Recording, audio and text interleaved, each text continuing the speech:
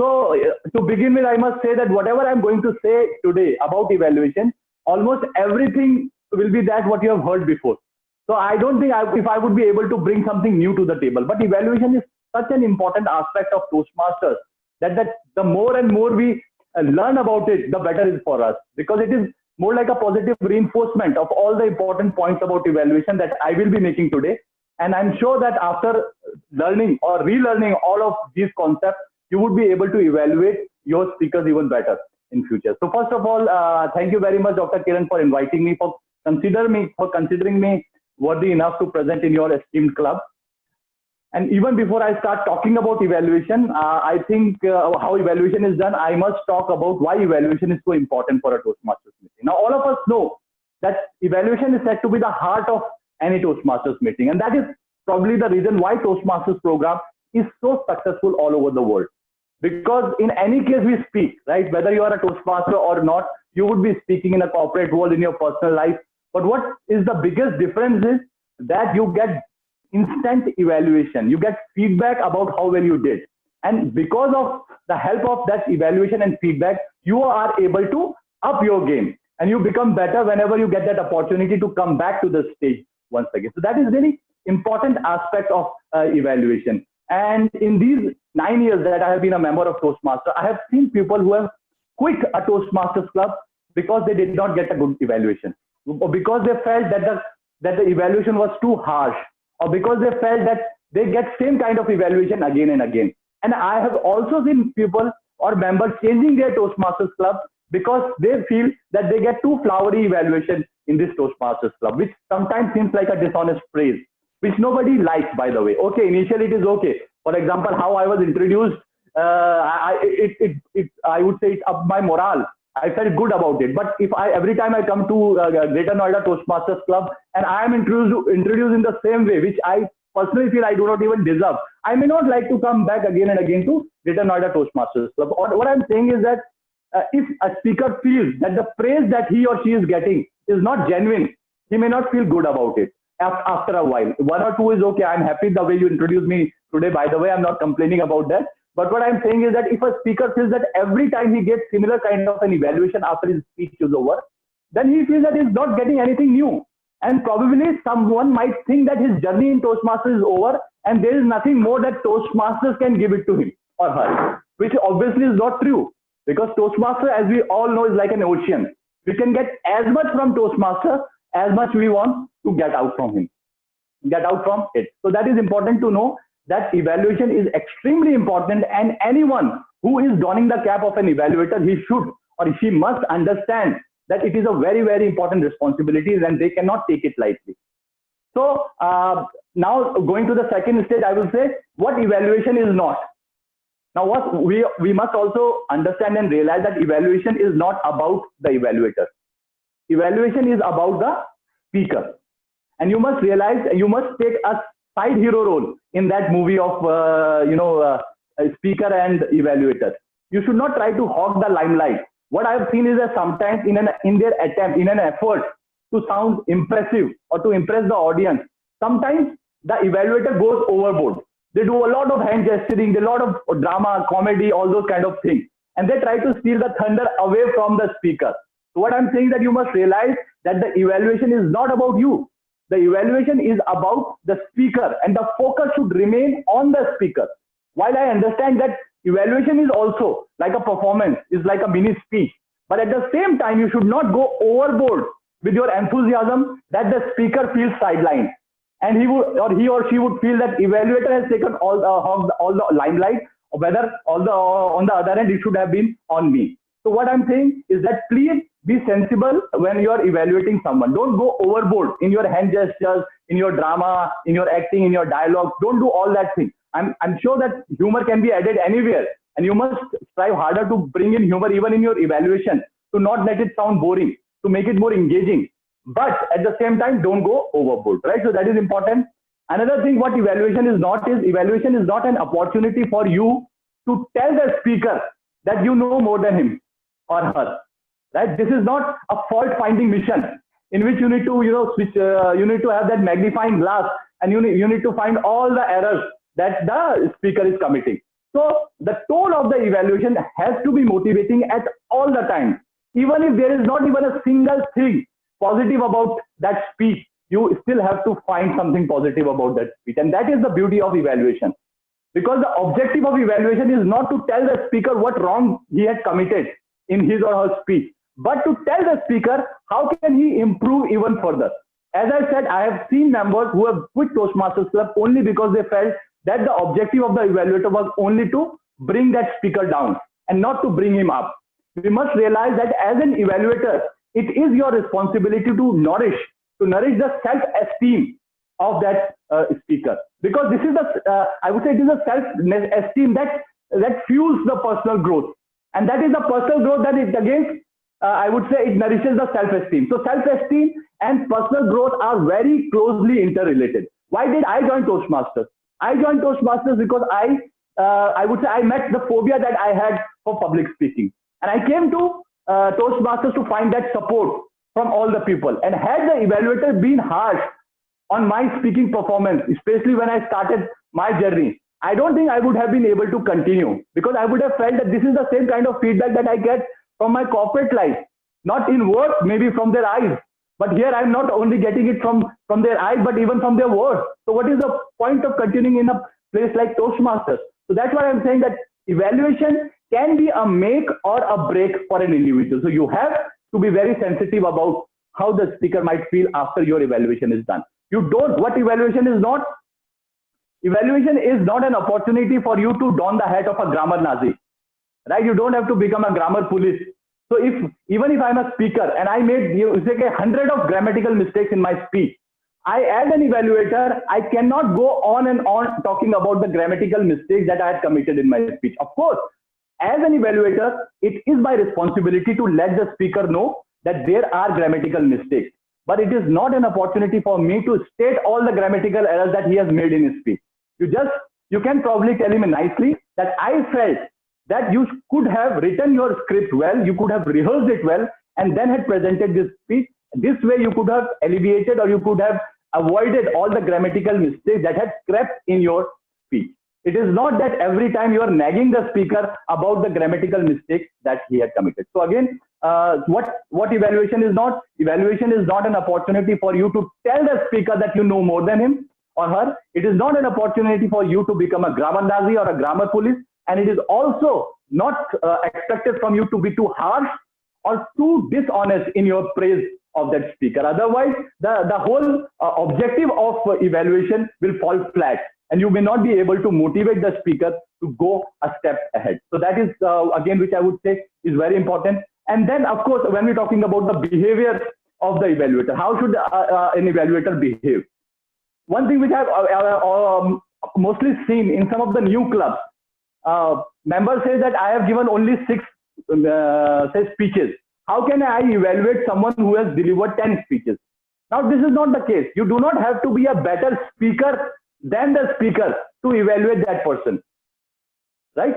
The objective of an evaluator is to give his perspective, his opinion, how he felt after listening to the speech. So I do not necessarily have to be a better speaker than the speaker himself to evaluate him or her effectively. That is something you need to keep in your mind all the time. I can evaluate Sonu Nigam as a singer.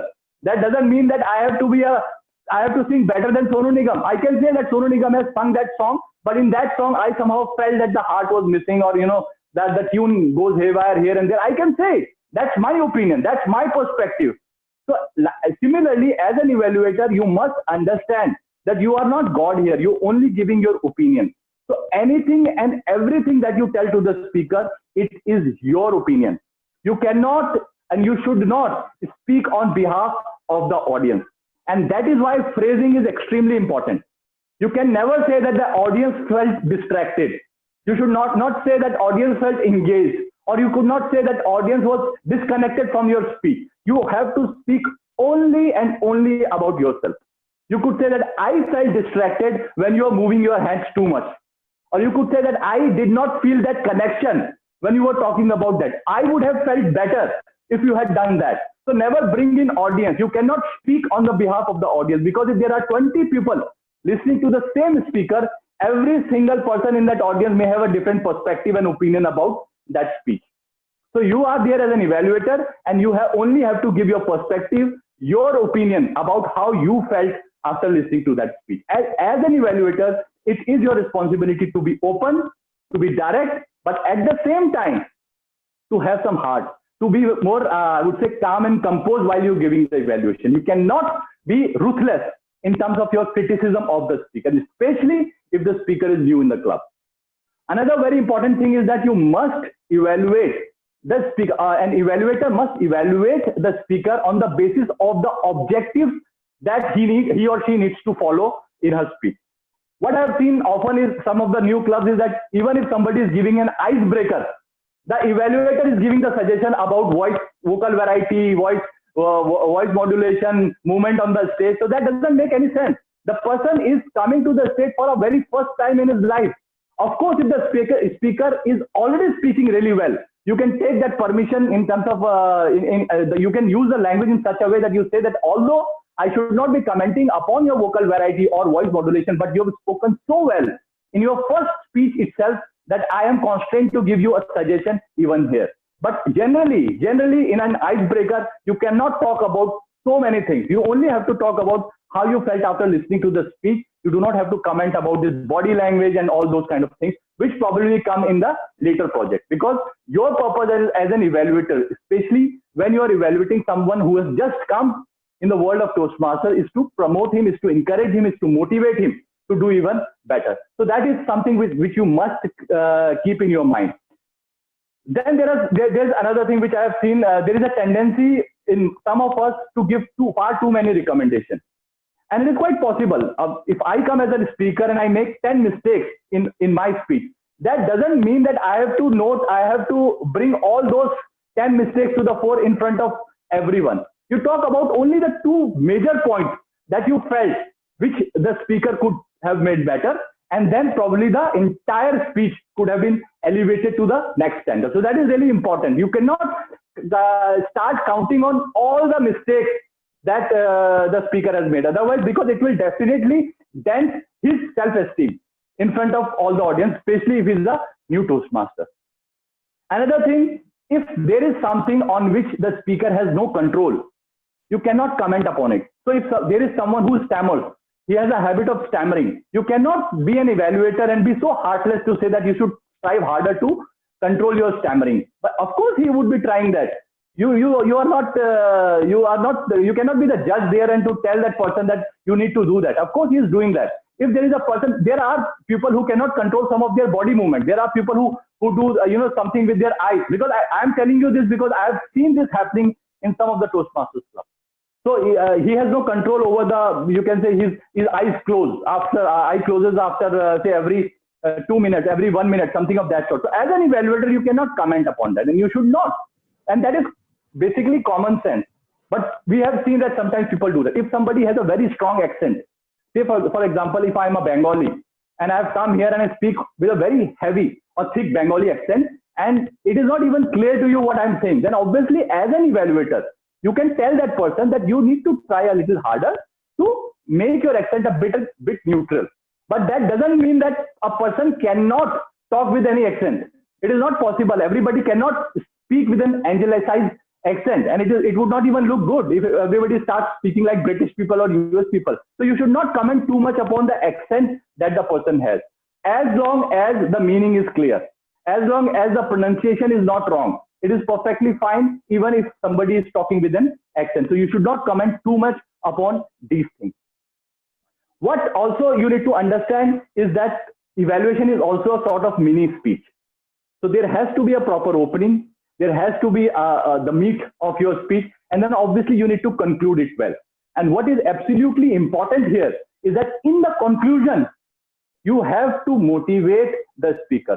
In the conclusion, you cannot bring in the feedback, or you cannot bring in the recommendation. Of course, you can do it in a nice way, but overall, the meat of the conclusion should be that you are trying to motivate the speaker. You should not end your evaluation with a recommendation. Of course, we all know about the CRC approach. Nowhere in the Toastmasters manual it is written that we must follow the CRC approach, but I have seen that almost all of us follow that approach. And I think this is a very, very good idea to continue following this in your club, because I've seen both the evaluation today. And I must say that both the evaluation were very, very insightful. There were specific recommendations that were given to the speaker. And I'm sure that speakers would be much wiser now after getting those recommendations. As an evaluator, you should not be vague about your feedback, about your recommendation. Like you should not be giving vague recommendations like you should try to be a little less nervous. And of course, everybody who will go to the stage, he will try to be less nervous. So that you're not helping the speaker by giving these kind of vague recommendations. You have to be very specific. So if you are saying that if somebody is come and is just given a technical, say presentation, sort of a speech, and you tell that speaker that you need to bring in some sort of a humor in your speech, which could be right, because humor could be brought in any sort of speech. I think even in an eulogy, even in a obituary, you can bring in some sort of a humor to make the atmosphere a little light. But if you are giving these suggestions, maybe don't just tell them, show them. Don't just tell them you could have said this. How he could have said that. You have to show it to them. So instead of just giving the gyan, just giving the wisdom to the speaker and throwing your wise cracks to the speaker, you have to show to the speaker that this is what they would have expected from the speaker, right? So that is again some of the words we should. I am using that word because I am giving a presentation, but the words like should, need to, you have to. Now these are the words which we should completely avoid while you are giving an evaluation to the speaker, because as I said in the beginning, at the end of the day, it is only your opinion. You may also be wrong about what you are telling to the speaker. So you cannot make generic statement that the speaker should do this, speaker need to do this, speaker should not have done this. All these things are not required and should never be done. Never repeat your point. I may be repeating a lot of points because at the end of the day, we have a limited number of points when we are talking about evaluation. But as an evaluator, especially when I'm talking about recommendation, I've already taken care of the grammar part, that you should not talk about all the grammatical errors that the speaker has made in his or her speech. But even if you're giving some other suggestions, say for example, you want to comment upon the hand gestures, you want to comment upon the body language or the stage movement or whatever it is, you cannot repeat those points again and again, because after a while it would sound as if you are nagging that person. And that person probably is already married and he has already that experience in his home. So he doesn't want to be nagged even at a Toastmasters club. So that nagging sort of an atmosphere should never be there. You have said something, the speaker has understood. Even if you feel that the speaker has not understood, I can tell you that 99.99% of the time, the speaker is alert to every single recommendation that is being thrown at him. And he will take them with a positive spirit. And that is what we learn at Toastmasters. And that is how we grow. So it is important. There is no need for you to repeat the points that you have already made. That's what I'm saying, that self-esteem is something which is very, very important. Then again, you need to personalize the message. A speaker has come, he has delivered a speech, and you are in a way, throwing premeditated shots. You had already thought, even before the speaker has delivered the speech, that I will start with this point, I will say this, and I will end with this. Now that is the kind of evaluation that nobody likes, especially the speaker. Because as I said, evaluation is not about how well you speak. Evaluation is only about motivating that speaker and to let that speaker know that you were very attentive while you were listening to his or her speech. And if the speaker feels that you are not honest in your praise or in your criticism, then obviously he would not take in the feedback that you're giving to him. And you would have seen it in clubs, even in contests, that the evaluator will come, he'll start with a fantastic quotation. It doesn't matter how the speech was. And he will say, that was a fantastic speech and I was blown away with the kind of energy that the speaker brought on the stage. Although the speaker spoke very lamely, the speech was not even like that. But you come here and you're giving such a wonderful praise to the speaker that everybody, the audience as well as the speaker, knows that the evaluator doesn't know what he's talking about. So you have to be honest about what you're talking about, that evaluation. And you have to personalize that message. You cannot just simply come here and say the same thing again and again. The speaker was very confident, there was no nervousness, the eye contact was good. No, talk something specific about that speech, how well he did in that speech. Don't talk about the generic thing, how eye contact is important, how body language is important. Don't talk about those things. Everybody knows. If you are a Toastmaster, you already know about those things. Say in this point, that the body language, the how the speaker said in that particular line. Say, for example, you want to say, you are an evaluator and you want to give a suggestion. And you say that I felt that instead of just narrating that incident, you could have shown some sort of a dialogue between the two persons. And you could have done something like that. This, and you are showing it to the speaker. You're not just telling it, you're showing it to the speaker. And when you show it to the speaker understands in a far better way. And that is what you must try to accomplish. That you don't just tell them, you also have to show them. I understand that it is only 3 minutes. And in 3 minutes, you have to accomplish a lot. But that is what the beauty of evaluation is. Because evaluation also teaches us a lot.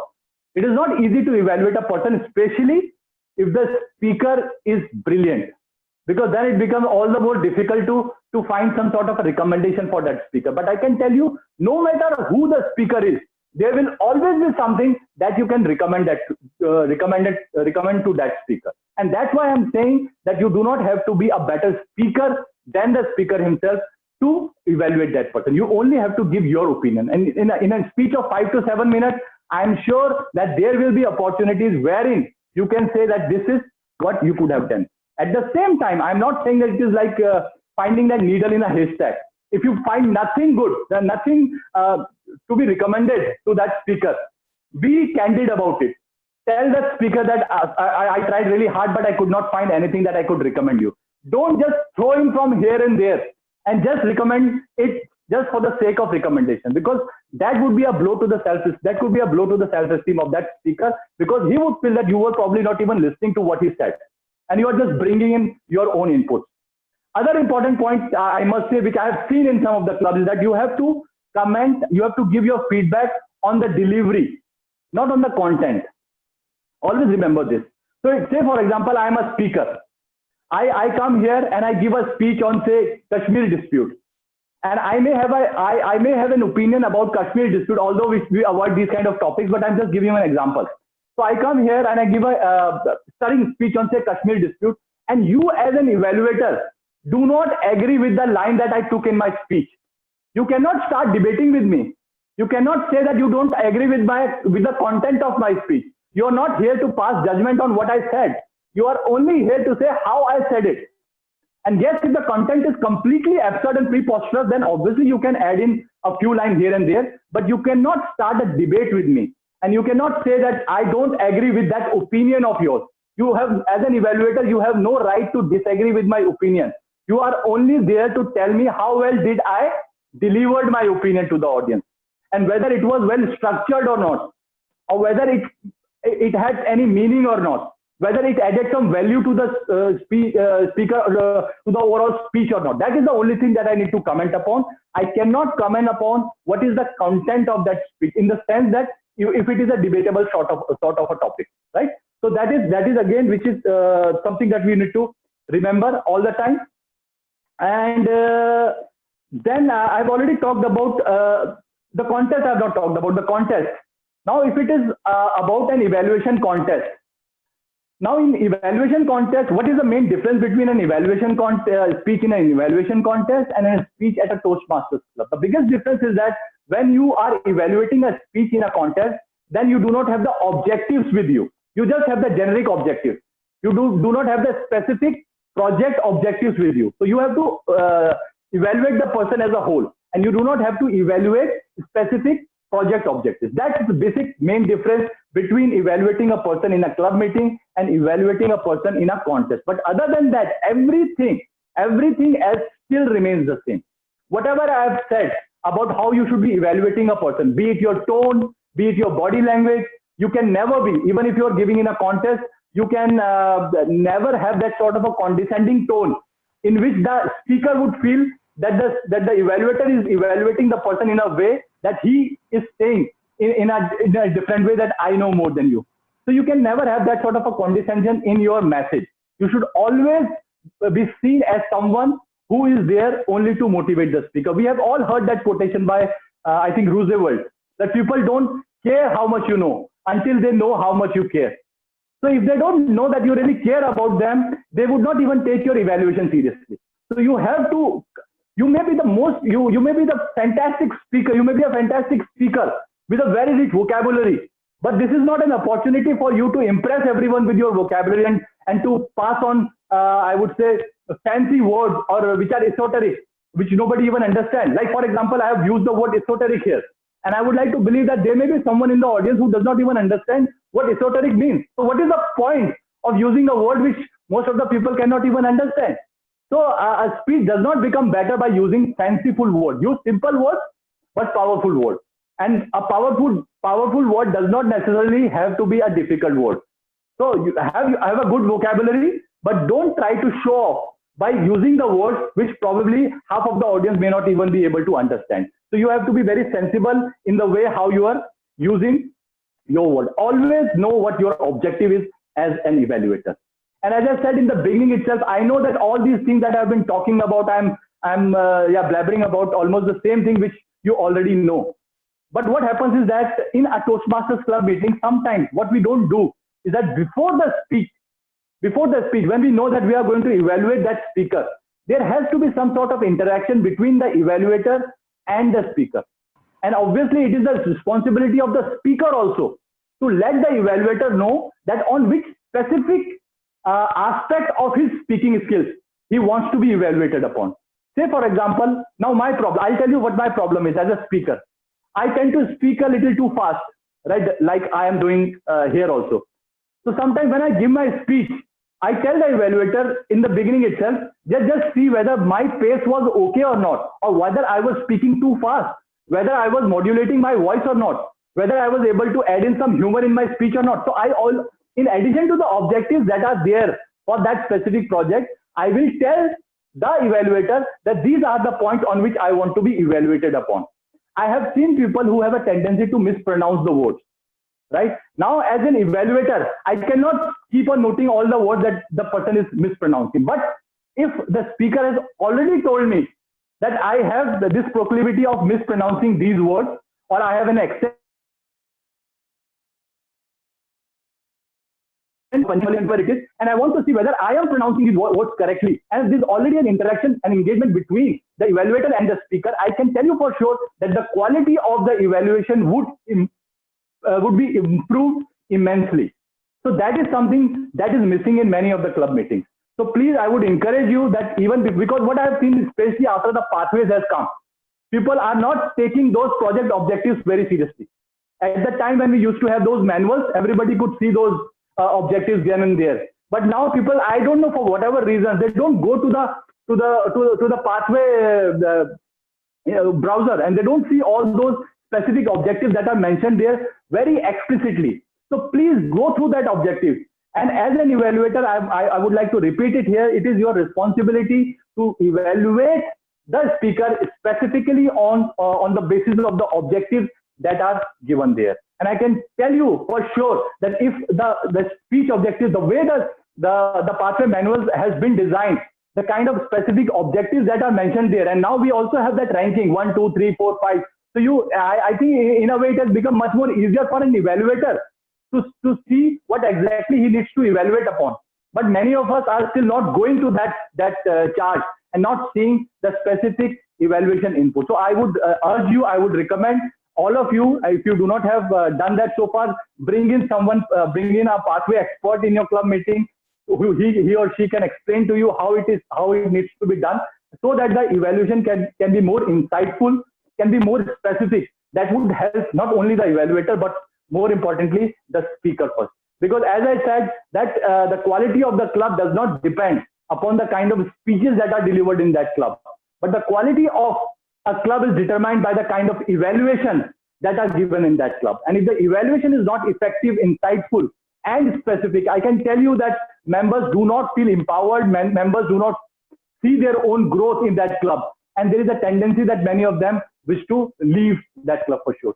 So all I've said, I may not have brought anything new to the table, but I've tried to underscore the important points about evaluation. And I would expect that all of you will keep it in your mind whenever you get that opportunity to evaluate the speaker. And having said that, in the end, I must say that both the evaluations that were done in your club today were very, very insightful, very nice.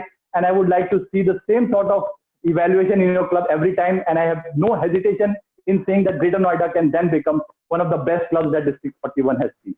Thank you very much for giving me the time. And if you have any question, I am free to take in all the questions from you. Thank you.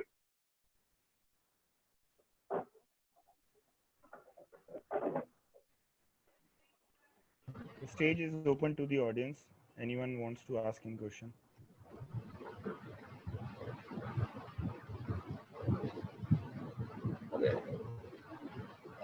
Okay, sir.